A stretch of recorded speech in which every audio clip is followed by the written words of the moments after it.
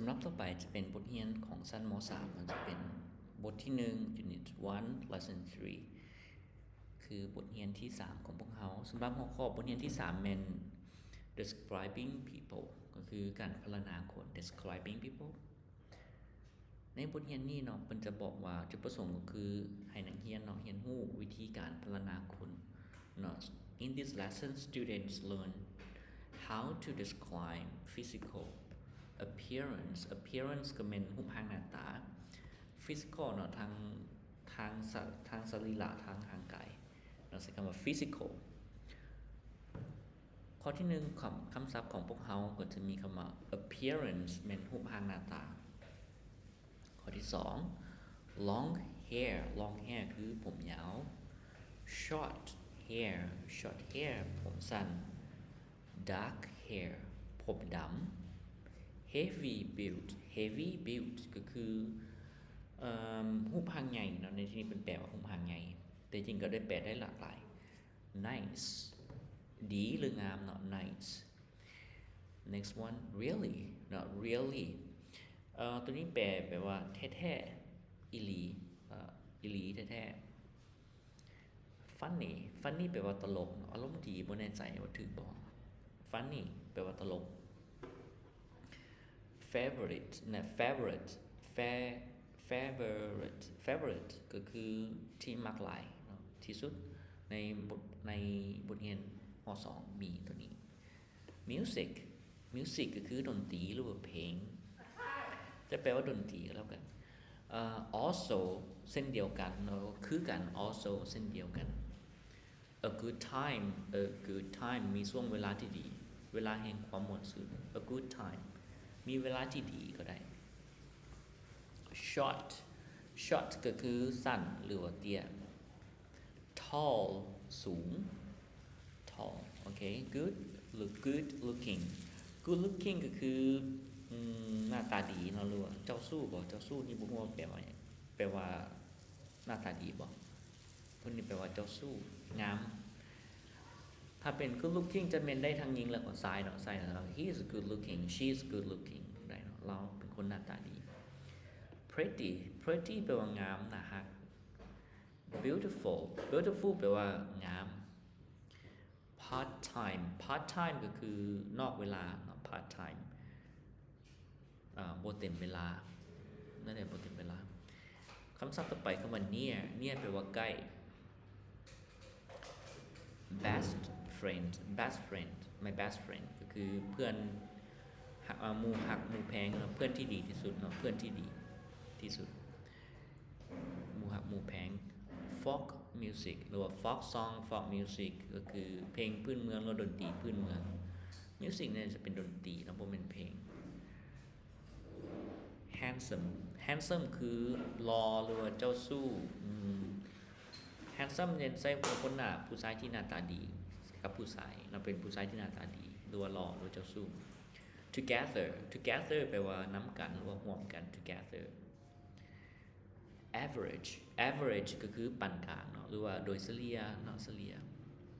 โอเคเนาะนั่นคือข้อที่1ข้อที่2คือเก่าเนาะก็คือฟังแล้วก็เว้าตามครูสอนข้อที่3สำหรับข้อที่3จะเป็น read the text and answer the following questions อ่าน text เนาะหรืออ่าน passage ในบทที่ผ่านมาเพิ่นใช้คำว่า passage read the passage ก็คืออ่านบทเรื่องนี้เนาะบทข้อความนี้แล้วก็ตอบคำถามเหล่านี้ในนี้เพิ่นใช้คำว่า my friend ท้องดีเนาะหมู่ของข้อยท้องดีท้องสุขขอโทษเนาะท้องสุข my best friend's name is ท้องสุขชื่อเพื่อนที่ดีของที่สุดของข้อยแม่นท้องสุข he is quite tall quite แปลว่าค่อนข้างเนาะแล้วค่อนข้างสูงand handsome แล้วก็หน้าตาดีเนาะหล่อ he has short curly hair เรามีผมสั้นผมกูดสั้น and dark eyes นี่จะบ่ได้แปลว่าตาดำมันจะแปลว่าขอบตาดำคุมตาดำในนี้อาจารย์ฮู้ว่าตัวอย่างคนนอนเดินก็จะเป็นขอบตาดำหรือว่าถูกตีมาจะเป็น dark eyes ถ้าว่า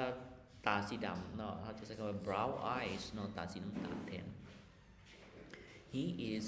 16 เนาะเราอายุ16ปี and he's a student at Sathit Secondary School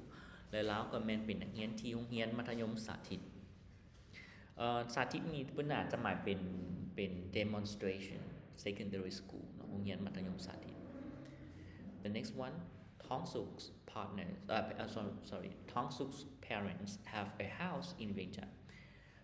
พ่อแม่ของ Thong Suk มีเรือนอยู่ที่เวียงจันทน์ It is near the National University of Laos มันใกล้กับมหาวิทยาลัยแห่งชาติลาว His father is a teacher พ่อของเราเป็นครูสอน and his mother is a doctor in a hospital และแม่ของเราเป็นพยาบาลเป็นท่านหมออยู่ที่ห้องหมอแห่งหนึ่ง He has two sisters เรามีเอื้อยน้อง2คน Their names are Wasana and Laddawan ชื่อของพวกเขาแม่นวาสนาแล้วก็ Laddawan They are both very tall and pretty พวกเขาเป็นคนที่สูงหลายเนาะแล้วก็งาม They have long dark hair and nice skins พวกเขามีผมยาวแล้วก็ดำเนาะแล้วก็มีผมและมีสีผิวที่งาม They also at Sathit Secondary School พวกเขาก็อยู่ที่โรงเรียนมัธยมสาธิตเช่นเดียวกัน Okay the last one Thong Suk has a lot of CDs Thong Suk มี CD หลายHis favorite music is folk music ดนตรีที่เรามักฟังหลายที่สุดแม่นดนตรีพื้นเมืองพื้นบ้านเนาะ His favorite singer is Sombat Gael Kamdi เพลงนักร้องที่เรามักหลายที่สุดก็คือ Sombat Gael Kamdi When we are together เมื่อพวกเราอยู่นำกัน We have a good time พวกเราก็มีเวลาที่ดีๆวันนี้คำถามเนาะคำถามเกี่ยวกับบทเรื่องนี้ข้อที่1จะบอกว่า How old is Thong Suk Thong Suk อายุจักปี Number 2 What does he look like เนาะเราเป็นคนรูปร่างหน้าตาแนวใด Number 3 What is his job เนาะอาชีพของเราเป็นหยัง Number 4 What do his parents do พ่อแม่ของเราเฮ็ดหยัง And number 5 What do his sisters look like เนาะเอื้อยน้องของเราเนาะหน้าตาแบบใด And number 6 เนาะ Who is his favorite singer นักร้องที่เรามักหลายที่สุดแม่นไผโอเควันนี้ข้อที่4เนาะสำหรับข้อนี้ก็ยาวพอสมควรแล้วมาเจอข้อที่4อีกก็เป็นบทสนทนาคือเก่าเนาะยาวอีกคือเก่า Listen and practice ก็คือฟังแล้วก็ฝึกซ้อมListen to the teachers and practice the conversation in pairs ก็คือฟังครูแล้วหลังจากนั้นก็ฝึกซ้อมการสนทนาเป็นคู่โอเคสมพรเนาะก็มี2คนมีสมพรกับพิรวงศ์ก็สมพรเนาะ Hi พิรวงศ์ How are you สบายดีพิรวงศ์เจ้าสบายดีบ่พิรวงศ์ก็บอกว่า Fine thanks ขอบใจเนาะสบายดีขอบใจWhat are you doing here เจ้ามาเฮ็ดหยังอยู่ที่นี่สมพรตอบว่า I'm shopping with a friend but I can't find her ข้อยมาซื้อเครื่องเนาะกับหมู่ของข้อยคนนึงแต่ว่าตอนนี้ข้อยซอกลาวบ่เห็นพิรวงศ์ว่า Who is she ลาวแม่นไผ What does she look like เนาะลาวเป็นไผและลาวเป็นรูปร่างคนหน้าตาแบบใดสมพรบอกว่า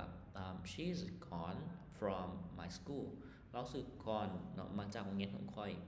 she's tall เราเป็นคนสูง she's got long dark hair เรามีผมยาวดำshe's quite pretty เนาะเราเป็นคนที่ค่อนข้างหน้าตาดีน่ารักงามthere she is เนาะเราthey เรา over there นั่นอยู่ที่นั่นพิรวงศ์ว่า Okay see you later โอเคเนาะแล้วพบกันใหม่แล้วสมพรว่า see you later bye แล้วพบกันใหม่ลาก่อนก็จะประมาณนี้บัดนี้ข้อที่จบแล้วนี่ข้อที่5นี่อาจารย์ขอข้ามเนาะเพราะอาจารย์บ่ฮู้ว่า จะอธิบายพรรณนาแนวใดในการอ่านตัวนี้ทางที่ดีแท้เนาะครูควรจะพรรณนาให้เบิ่งก่อนจาก one or two examples เนาะ2 3ตัว1หรือ2ตัวอย่างให้เบิ่งก่อนอาจจะเป็นหมายเลข1หมายเลข2พรรณนาให้นักเรียนเบิ่งก่อนจะให้นักเรียนพรรณนาหมายเลข3และหมายเลข4ดีโอเคบัดนี้ข้อที่6เนาะข้อที่6จะเป็น listen and match listen to the teachers and match the descriptions ฟังครูอธิบายแล้วก็จับคู่เนาะ description ก็เป็นคำบรรยายใส่กับคำบรรยายนี่มันwith the picture กับคำบรรยายข้างกับรูปนี้ซึ่งตัวนี้อาจารย์บ่มีเนาะคำบรรยายท่านครูบางคนอาจารย์สิว่าบ่มีเนาะสามารถข้ามได้เลยในข้อนี้เพราะบ่ค่อยน่าสนใจเลยต่อมาแม่นข้อที่7แม่น complete and practice เฮ็ดให้ complete the dialogues เฮ็ดให้บทสนทนานี้สมบูรณ์ and practice with partners แล้วก็ practice conversation หรือว่า practice the dialogues กับครูของเจ้าข้อที่1บอกว่า what does Manivan like ตอนนี้เราใช้คำว่า look like ข้อ B เขาตอบว่า she's tall เนาะเราเป็นคนสูง and pretty with อันนี้ใส่ได้หลากหลายนะใส่ long hair dark hair ก็ได้นะได้หลากหลาย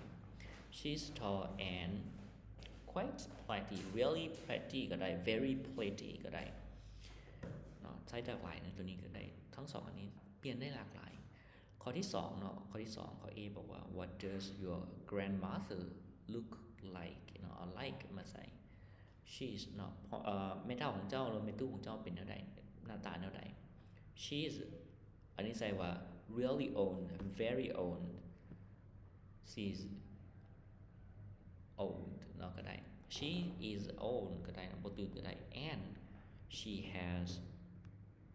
heavy built heavy built ก็ได้เราใส่ว่า heavy built ตามบทเนาะข้อที่3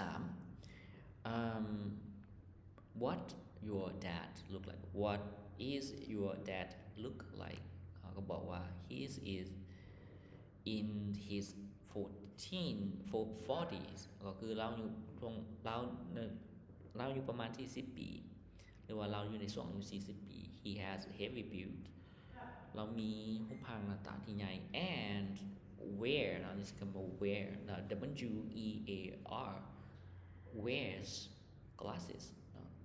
โอเคต่อมาข้อที่4บอกว่า what is your brother look like เขาก็บอกว่า B บอกว่า he's young man เราเป็นคนหนุ่ม he wears jeans he like ตัวนี้เขาจะใส่อย่าง he jeans and t-shirts he likes to wear jeans and t-shirts ก็ได้เนาะตัวนี้บัดนี้มาเบิ่งข้อที่8 look and say เนาะเบิ่งแล้วก็เว้าตาม look at your classmates เบิ่งที่เพื่อนของเจ้า and describe เนาะแล้วพรรณนา them to the class orally เนาะแล้วก็พรรณนาหมู่ของเจ้า orally ก็คือเนาะโดยปากเป่าเนาะพรรณนาโดยกงเลยตัวอย่างว่า อาจารย์ต้องใช้คำว่า he is very pretty he is very good looking he's average build he เนี่ยก็ได้เนาะhe's got short hair he's got dark eyesใส่ brown eyes not when dark eyes โอเคเรายังมาเขียนตัวอย่างอันนี้บัดนี้เรามาเบิ่งข้อที่9อีกบทนี้จะมีซ้ำกันก็คือบทอ่านเนาะที่ยาวเกินไป2บทเกี่ยวกับพรรณนาคนแต่ว่าเอาเข้าได้แท้ก็บ่ถึงขั้นเฮ็ดให้เฮาเข้าใจเท่าที่ควรเนาะก็ข้อที่9ก็เป็น read and say ก็คืออ่านแล้วก็ว่า use the information เนาะนำใส่ข้อมูล of the Sampon and say เนาะของสมพรนี้เนาะแล้วก็ว่า whether the sentence is true or false ว่าประโยคนี้ถูกหรือผิดเริ่มจากนี้เนาะหัวข้อของเขาจะแม่น What does Sampon look like สมพรเป็นคนหน้าตาแนวใด Sampon is 14 years old สมพรอายุ14 ปี He is a teenager เราเป็นวัยรุ่น He is quite tall for his age and he is slim คำศัพท์ใหม่ตัวนี้เราเป็นคนค่อนข้างสูงเนาะสำหรับอายุของเราแล้วในช่วงอายุของเราแล้วเราเป็นคนค่อนข้างสูงถ้าเทียบใส่อายุ14 ปี and he is slim แล้วก็เราเป็นคนที่คิงบางหางน้อยเนาะ slim จอยบ่แม่นจอยเนาะเป็น slim เป็นสูงยาวอย่างประมาณนี้ตอนนี้น่าจะเป็น he has got นะเป็น his แล้วอาจจะ post stop นะ he has got short dark hair เราเป็นคนที่มีผมเนี่ยดำสั้น Some people think that บางคนคิดว่า he is a good looking young man บางคนคิดว่าเราเป็นคนที่เป็นชายหนุ่มที่หน้าตาดีเราเป็นชายหนุ่มที่หน้าตาดีhe certainly นะคำศัพท์ใหม่นะคำว่า certainly got beautiful eyes แน่นอนนะเราเป็นคนที่ certainlyมีตาที่งามเนาะเราเป็นคนที่มีตางามทันทีแท้ๆเนาะสิ certainly got beautiful eyes เราเป็นคนที่ and really nice skin แล้วก็มีผิวที่ดีงามโอเคต่อมาวันนี้ example นี้สำหรับตัวนี้เป็นให้ตอบว่าSampon is 14 years old เนาะก็ตอบว่า true Sampon is in his 20s สมพรในช่วงเวลาอายุของเราแม่นเริ่มต้นตอน20ปีอายุของเราแม่น20กำลัง20ปีแม่นบ่ในหันบัดนี้ต่อไปข้อที่1เนาะสำหรับข้อที่1อันนี้เพิ่นตอบว่า false สำหรับข้อที่1 Sampon is very tall สมพรตัวสูงแม่นบ่ลองตอบเบิ่งเนาะถ้าถูกก็แม่นใส่ T ถ้าผิดก็แม่นใส่ F Sampon is fat นะสมพรแม่นตุ้ยNumber 3 Sampon has got short dark hair สมพรมีผมดำสั้นแม่นบ่ Number 4 Sampon is quite ugly สมพรเป็นคนค่อนข้างขี้ร้ายคำว่า ugly นะคำศัพท์ใหม่ของเราเป็นขี้ร้าย Sampon has got beautiful eyes สมพรมีตาที่งดงาม And the last one Number 6 Sampon has got a skin problem สมพรมีปัญหาทางด้านผิวหนังบัดนี้ข้อที่10เนาะมาเบิ่งข้อที่10เป็นภาคเขียนกันข้อสุดท้ายของเราเป็น write a short paragraph เขียนวรรคสั้นๆ describing one of your classmates อธิบายเกี่ยวกับเพื่อนห้องหมอของเจ้าคนหนึ่ง use the paragraph about สมพรให้นำใส่เนาะ paragraph เกี่ยวกับสมพรคล้ายๆกัน for some idea เนาะสำหรับบางแนวความคิดเนาะใช้คือว่า copy นั่นแหละแต่ว่าเปลี่ยนชื่อก็ได้เปลี่ยนจากสมพร but don't เนาะแต่ว่าห้ามเนาะนี่เป็นห้าม don't เป็นตัวอักษรพิมพ์ใหญ่เวลา don't เนาะจะเป็นเสียงห้องดังๆ but don't ประมาณนี้ put the name of the person แต่บ่ให้ใส่ชื่อของคนนั้นเนาะ of the person you are describing ที่เจ้าพรรณนาถึงuse he or she instead ให้นำใส่เนาะลาวผู้หญิงหรือว่าลาวผู้ชายหรือลาวผู้หญิงแทน instead ก็คือแทนthe next one read the paragraph to your class or group นี่เสียเวลาแน่นอนเนาะหลังจากนั้นให้ก็อ่านสิ่งที่เจ้าแต่งออกมานั่นน่ะเขียนออกมาให้ห้องหรือให้ห้องเรียน to the classmates เนาะหรือว่าอยู่ในกลุ่มของเจ้านั้นthe class tries to get who you are describing ในห้องเนาะหรือว่าเพื่อนของเจ้าเนาะพยายามเดาว่าพยายามคิดว่าคนในห้องนั้นเป็นไผเนาะคนใดคนหนึ่งอาจารย์คิดว่าในส่วนนี้บ่น่าจะเอามาเป็นให้เป็นเกมเนาะเป็นพรรณนาเพราะว่ามันจะมี2วางที่เป็นบูลลี่สามารถบูลลี่คนได้คิดว่าได้แต่หากว่าเฮาอยากพรรณนาคนเนาะจะต้องพรรณนาคนที่เฮารู้สึกว่าเป็น my favorite เนาะเป็นที่มากที่สุดหรือว่าเป็นไอดอลเนาะเป็นไอดอลหลายกว่าจะดีกว่าอาจารย์คิดว่าโอเคเนาะนั่นคือบทเรียนทั้งหมดของภาษาอังกฤษสำหรับชั้นม.3 บทที่1เนาะแล้วก็บทเรียนที่3ของพวกเราสำหรับมื้อนี้